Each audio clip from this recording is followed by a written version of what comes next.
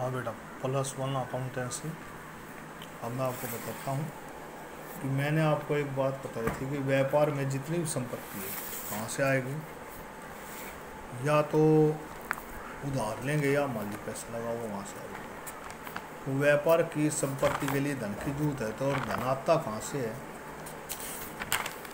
जो भी संपत्ति खरीदेंगे या तो मालिक पैसा लगाएगा या उधार लेंगे। यदि मालिक पैसा लगाता है तो उसे क्या पता है, आशा है कि आप अकाउंटिंग टर्म याद कर ली होगी आपने। अकाउंटिंग टर्म याद कर ली तो इसमें कोई दिक्कत नहीं बेटा। जिन बच्चों ने पहले नहीं किया वो भी थोड़ा ध्यान से करें और सवाल करने की कोशिश करें बेटा। हाँ, जो मालिक पैसा लगाता है उसे क्या कहेंगे? कैपिटल, बताया था। और जो उधार लेते हैं उसे क्या कहते हैं बेटा? लायबिलिटी, पूंजी और ऋण, दायित्व।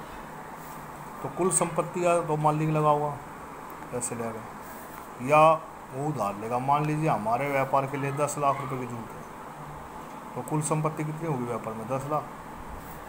ये मालिक के पास है 7 लाख रुपए, तो कैपिटल कितनी होगी बेटा? 7 लाख। और 3 लाख हमने ले लिया उधार, तो 3 लाख क्या होगी? लायबिलिटी, 3 लाख की जरूरत। तो टोटल असेट्स किसके इक्वल होगी? Capital plus liability.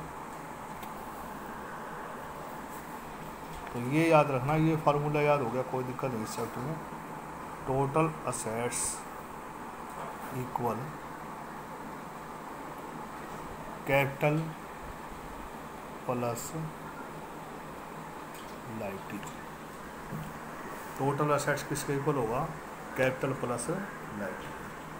अब मैं आपको अकाउंटिंग इक्वेशन बताता हूँ। इक्वेशन क्या होता है? बराबर समीकरण। यानी हमने ये सिद्ध करना है कि टोटल असेट्स हमेशा कैपिटल और लायबिलिटी के बराबर होता है। ये जो हमारा समीकरण है, इक्वेशन है, इसको हमने सिद्ध करना है। क्या? टोटल असेट्स हमेशा कैपिटल और लायबिलिटी के बराबर होता है। ये सिद्ध कैसे करेंगे? वो बेटा हमें लेन देन देगा। लेन देन क्या? व्यापार की कार्रवाई। भाई व्यापार में ये क्या, माल खरीदा, माल बेचा, मालिक ने पैसा लगाया, मालिक ने पैसा निकाला, जो भी है वो लेन देन देगा हमें। उसके आधार पर हमने सिद्ध करना कि हमेशा ये इक्वेशन बराबर होता है। अब ये देखिए, अकाउंटिंग इक्वेशन के लिए बेटा क्या क्या करना पड़ेगा आपने? और फॉर्मा तैयार करना पड़ेगा, थोड़ा ध्यान से देखना। सबसे पहला बनेगा सीरियल नंबर। पहला कॉलम किसका बनेगा? Serial number. जमा घटा तो सब आती होगी, बस यहाँ जमा घटा करनी और कुछ नहीं, टेंशन लेने की जरूरत नहीं। सर क्या करवा लेना, यहाँ सिर्फ प्लस और माइनस, जमा और घटा। हाँ, ये पता होना चाहिए कि कौन सी मत कहाँ जुड़ेगी और कहाँ से घटे, और ये ऊपर बनाना चाहिए। एक तो है बेटा सीरियल नंबर, फिर है मैंने क्या बताया था? पार्टिकुलर्स। वो लिखेगा व्यापार में क्या हुआ वो लिखना आपने।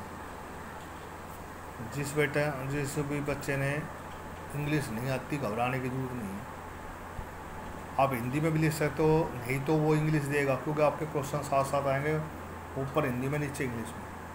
तो वो नू ऐसे कैसे इंग्लिश उतार देना। पहला सीरियल नंबर, फिर पार्टिकुलर्स यानी व्यापार में क्या हुआ, क्या खरीदा, क्या बेचा, ठीक है ना।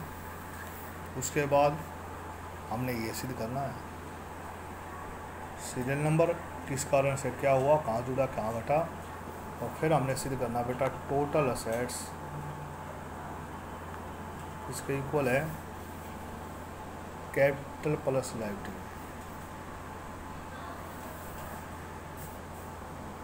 कैपिटल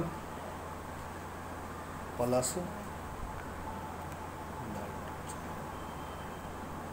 देखो बेटा, इधर टोटल असेट का कॉलम बना दिया, इधर कैपिटल प्लस लायबिलिटी। इस कॉलम का और इस कॉलम का टोटल बराबर आना चाहिए। अगर बराबर आता रहा, आप सही कर रहे हो कुछ, ठीक है ना। इन दोनों कॉलम का टोटल बराबर आना चाहिए। अब आपको असेट्स आपने ज़्यादा क्यों लिए? तो ये असेट्स कुछ भी आ सकती है, कैश, बैंक, स्टॉक। तो हम एक एक करके असेट्स लिखते रहेंगे, जो आती रहेगी। ये नहीं पहला लिख दोगे क्वेश्चन में, बुक में तो पहले दे रखी है सारी, क्योंकि उसने तो पता कि क्या असेट्स है। जैसे ही पेपर में आपको क्वेश्चन आवा, तो न्यूमेरिकल क्वेश्चन करोगे, वहाँ आपने नहीं पता कौन कौन सी आ सकती है।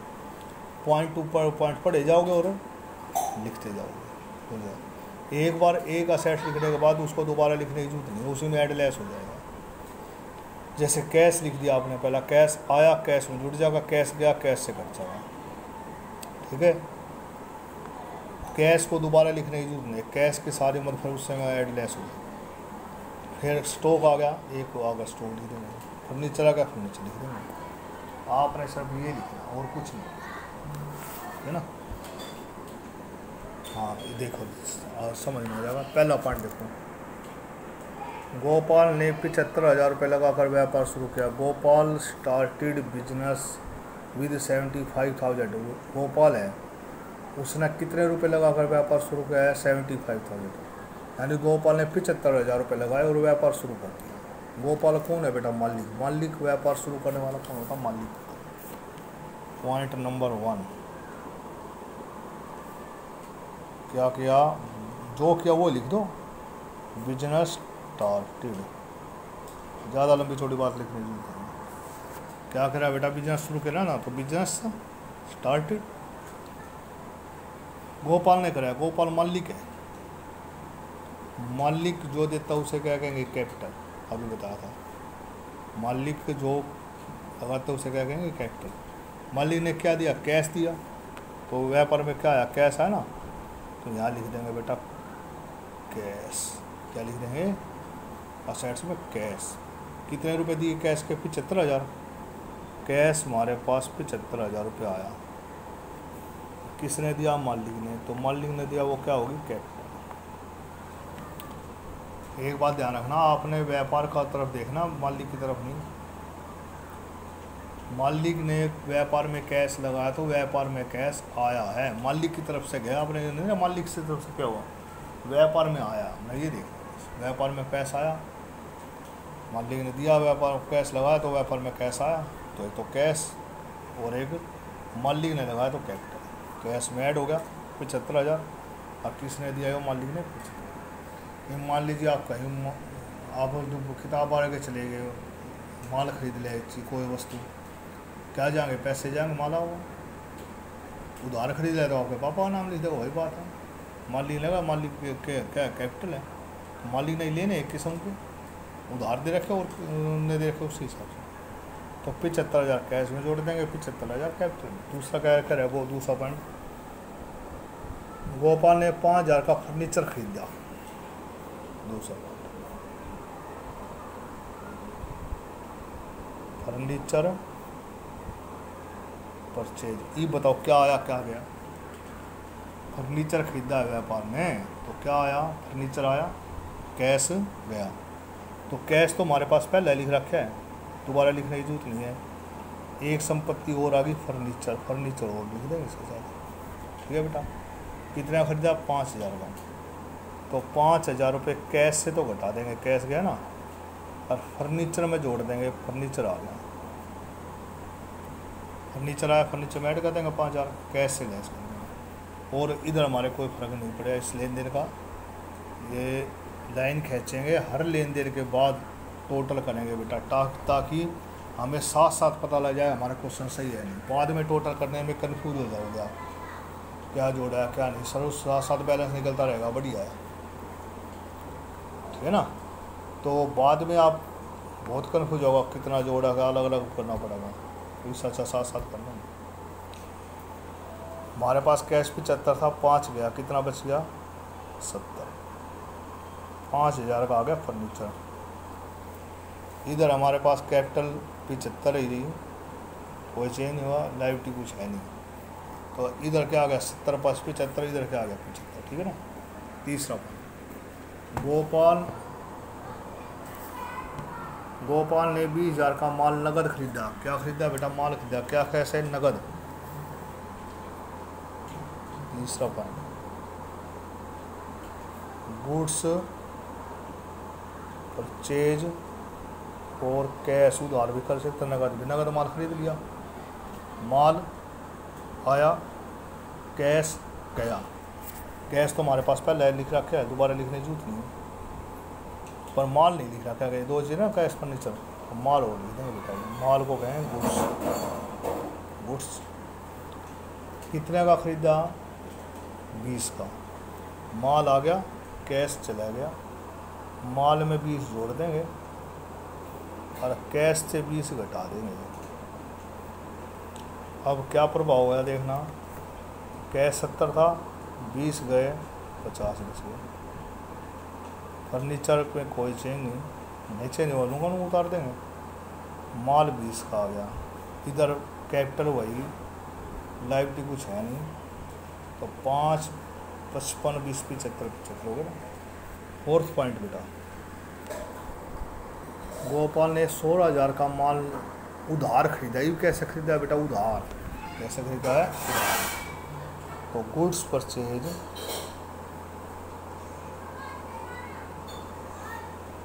क्रेडिट, माल तो आया, कैश तो नहीं गया। नगर खरीदेंगे माल आएगा, कैश जाएगा। इसने खरीदा बेटा उधार। उधार में क्या होगा? माल तो आ गया, कैश नहीं गया। कैश नहीं गया तो क्या होगा? लायबिलिटी बढ़ेगी। जिस आदमी से हम उधार माल खरीदें वो क्या बढ़ेगी? लायबिलिटी। तो माल आया, माल में जोड़ देंगे कितना आया? माल 16 का, और उधर लायबिलिटी में जोड़ देंगे 16, लायबिलिटी बढ़ेगी। हमें देने पैसे। इसे मान लिया आप नगद खरीद लाओगे किताब तो पैसा गया, नगद नहीं लाओगे तो आपका पापा का नाम लिख देगा, लायबिलिटी होगी। तो कैश लोगे ऐसे कैसे 50 प्लस 5 फर्नीचर, माल हो गया बेटा 36 का, इधर 75 प्लस लायबिलिटी हो रहा आगे 16 की, तो 50 और 5 55 30 36 55 91 और 75 16 91 हो गया ना बराबर। 5 पॉइंट का है, 12,000 का माल 15 में बेच दिया। माल कितने का था बेटा? 12 का, बेचा कितने में? 15 का। उधार बेचा बेटा, गुड्स सोल्ड ऑन क्रेडिट। नगद बेचते कैश आता, माल जाता, और कैसे बेचा? उधार। कैसे बेचा है? उधार। उधार बेचा मैंने क्या बताया? जिससे उधार माल खरीद देंगे वो तो हमारा क्या है? लेनदार, लायबिलिटी। जिसको बेचेंगे वो हमारा क्या है? देनदार। देनदार क्या है? सेट्स पैसे लेने आगे, और एक डेक्टर हो देंगे। माल था बेटा 12 का, बेचा 15 में, हमने भेजा है, उसको नहीं कहेंगे आप माल का 12 का माल 15 में चेक दिया ना। हमने पता है 3,000 का प्रॉफिट हो गया। प्रॉफिट लॉस के लिए जिम्मेवार कौन है? मालिक। ये कल व्यापार में बताया था ना, प्रॉफिट होगा तो मालिक लेगा, लॉस होगा तो मालिक लेगा। और मालिक की क्या होती है बेटा? कैपिटल। कैपिटल में 4 बातें और ऐड हो, लेस होगी। प्रॉफिट होगा तो ऐड होगा, लॉस होगा तो लेस होगा। Income add, expense less. Profit add, loss less. Profit होगा तो मालिक ने मिलेगा ऐड, लॉस होगा तो मालिक की कैपिटल कम हो जाएगी, लेस। इनकम होगी तो मालिक ने मिलेगी ऐड, खर्चा होगा तो मालिक ने देना पड़ेगा, लेस। ये ध्यान। और एक मालिक ने जो पैसा निकाला वो लेस, जिसे कहेंगे ड्राइंग, निजी खर्चे के लिए। ये ध्यान रखना, इसमें और कुछ याद रखने की जरूरत नहीं है। खर्चा क्या होता है? आपने माल खरीदा वो खर्चा नहीं कहेंगे बेटा, कहोगे माल खरीदा वो भी ना, वो तो माल आया पैसा गया। खर्चा होता है जो हम कोई काम करवाने के बदले में पेमेंट करें, जिसके बदले में हमारे पास कुछ ना आए, जैसे किराया दिया, ब्याज दिया, कमीशन दिया, है ना, वो होता खर्चा।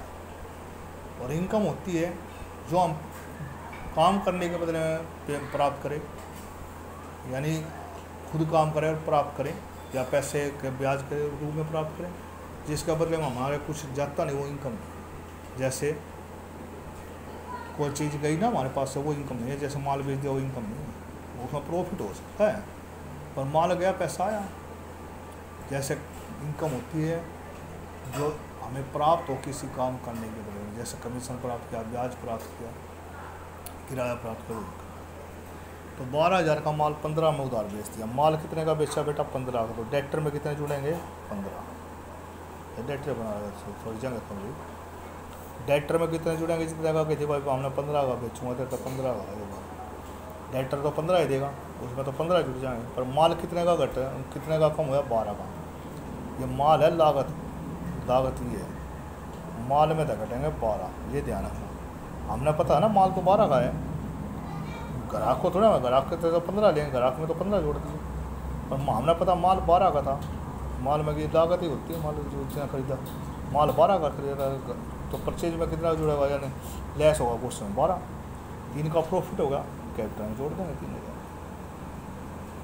पता 3 जगह एंट्री, कोई दिक्कत नहीं, 3 जगह लिखो चाहे 4 जगह, टोटल बराबर आना से 50 + 5, ये रह गया बेटा 24, और ये हो गया बेटा 15। इधर 78 + 16, 78 16 94, 50 55 55 और 15 70 70 94। अब क्या रहा है, किराए के 1000 रुपये दिए, छठा होगा ना खर्चा, रेंट पेड, किराए के 1000 खर्चा है, खर्चा कौन देगा, मालिक देगा, मालिक देगा, कहाँ से क्या कटेगा, कैपिटल से, 5000 कैपिटल से कट गया, और कैश आएगा क्या, गया 5000 ऐसे कट, 5000 कैश गया, कैश से कट गए, और 5000 कहाँ से लेस हो गए, कैपिटल से लेस हो गए। तो ये बच्चे बेटा 45 + 5 + 24 + 15, ये हो गए 73 + 16। क्वेश्चन कंप्लीट करना बेटा।